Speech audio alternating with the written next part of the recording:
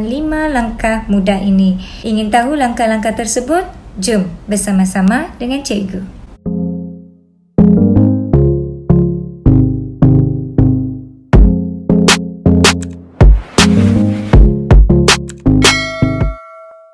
Hai, Assalamualaikum. Saya Cikgu Irni binti Bakri, mengajar di SM Lokyu Kota Kinabalu.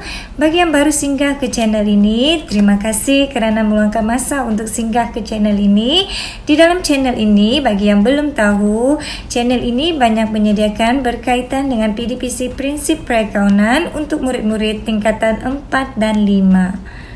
Dalam video kali ini, cikgu akan berkongsi bagaimana untuk menyediakan penyata penyesuaian bank tanpa mengemas kini buku tunai menggunakan 5 langkah mudah ini. Ingin tahu langkah-langkah tersebut? Jom bersama-sama dengan cikgu. Kita akan belajar berkaitan dengan prinsip perakaunan tingkatan 5 modul 3, perakaunan untuk kawalan dalaman, iaitu 3.2 penyata penyesuaian bank.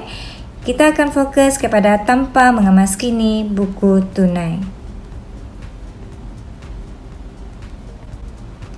Okey, cikgu kenalkan apakah 5 langkah tersebut. Langkah yang pertama, potong cek sebelum. Langkah yang kedua, kita akan membuat maklumat tambahan empty. Langkah ketiga, kita akan tanda silang amount di buku tunai dan penyata bank. Langkah keempat, kita akan bulatkan yang tidak sama. Langkah kelima,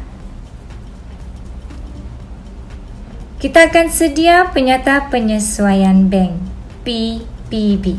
Itulah 5 langkah yang kita akan gunakan dalam menyediakan penyata penyesuaian bank tanpa mengemas kini buku tunai. Kita terus lihat kepada latihan. Okey. Ini ialah buku tunai perniagaan Haziq menunjukkan baki yang berbeza di penyata bank dan di buku tunai pada 30 April 2020. Okey. So kita ada buku tunai, kita ada penyata bank, maklumat tambahan dan kita dikehendaki menyediakan penyata penyesuaian bank tanpa mengemas kini buku tunai.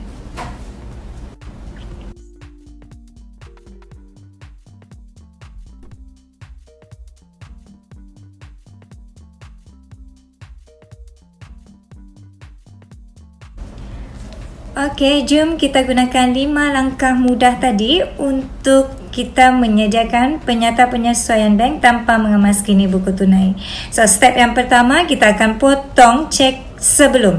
Kita akan lihat nombor cek di ruangan buku tunai. Okey, cek yang pertama 133567. So, maka cek yang sebelum kita akan potongkan. Langkah kedua pula, kita akan tengok maklumat tambahan. So, kita dapati cek bernombor 133568 itu ialah berlaku kesilapan di buku tunai. So, berapa kesilapan tu? Kita kena tengok amount di penyata bank. So, 1650 tolak 1550 berlaku 100 kesilapan buku tunai. Maklumat tambahan yang kedua ialah CTL. Okey, CTL. So, kalau kita lihat cek yang diterima pada 28 April 2020 itu adalah cek tak laku yang mana berlaku rujuk pesuruh bayar.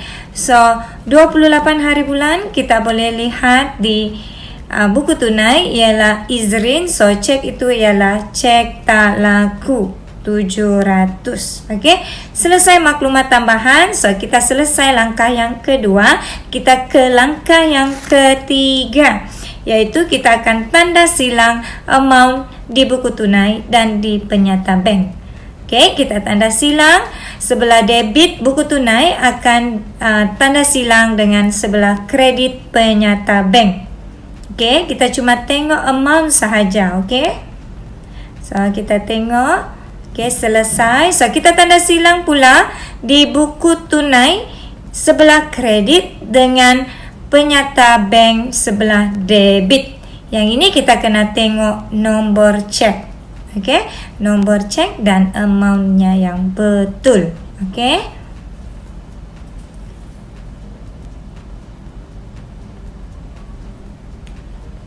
So, langkah keempat iaitu kita akan tanda bulat bagi amount yang tidak ada atau tidak sama. So, di sebelah debit buku tunai itu ialah deposit belum dikreditkan dan di sebelah kredit ialah cek belum dikemukakan. Ada satu deposit belum dikreditkan dan kita ada 2 cek belum dikemukakan. Dan di penyata bank kita ada dividen, kita ada insurance, kita ada charge bank dan kita ada buku cek. Okey? So, yang di sebelah kredit itu ialah hasil dan di sebelah debit ialah belanja. So, kita selesai 4 langkah. Langkah yang terakhir ialah sediakan penyata penyesuaian bank. Okey? Kali ini kita mula dulu dengan baki debit di buku tunai. Okey? So, kita akan mula baki daripada soalan tadi. Kita masukkan ke dalam penyata penyesuaian bank.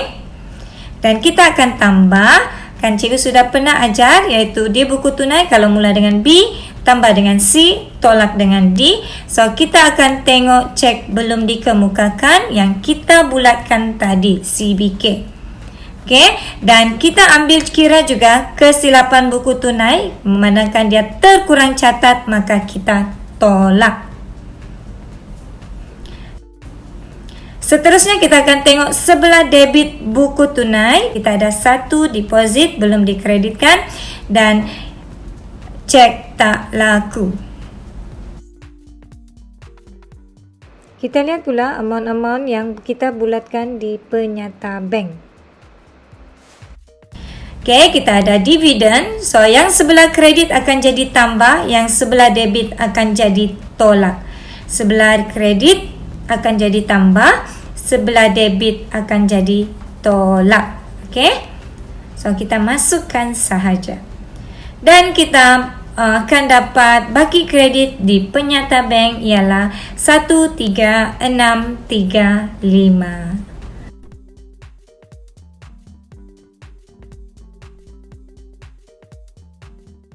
Kita boleh menyemak jawapan yang kita perolehi itu betul atau salah dengan cara melihat baki akhir penyata bank. Jika jawapan sama, maka betullah jawapan itu. Adakah kita boleh bermula dengan baki di penyata bank? Yes, boleh. So, kita kalau bermula dengan baki di penyata bank, so kita akan berakhir dengan baki di buku tunai. Okay? So, jika kita bermula dengan baki kredit di penyata bank, so kita akan tambah yang di bahagian bawah akan jadi tambah, yang di bahagian atas akan jadi tolak. Okey, so kita akan baki kredit di penyata bank, tambah deposit belum dikreditkan, tambah cek tak laku.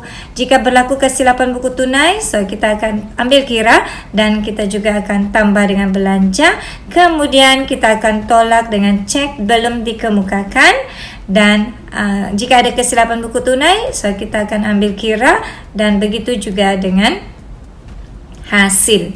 Okay, dan kita akan dapat baki debit di buku tunai. So, kesimpulannya mudah saja. Jika anda bermula dengan baki di buku tunai, so anda akan berakhir dengan baki di penyata bank. Jika anda bermula dengan baki di penyata bank, anda kena berakhir dengan baki di buku tunai. Mudah kan? Okey, itu saja perkongsian cikgu dengan menggunakan 5 langkah mudah tadi. Diharap ia memberi manfaat kepada murid-murid. Terima kasih kerana menonton atau setia sehingga ke akhir video ini. Diharap murid-murid akan bersemangat lagi untuk terus belajar. Jangan lupa subscribe sebagai tanda sokongan kepada channel saya ini. Jumpa lagi di video akan datang. Bye!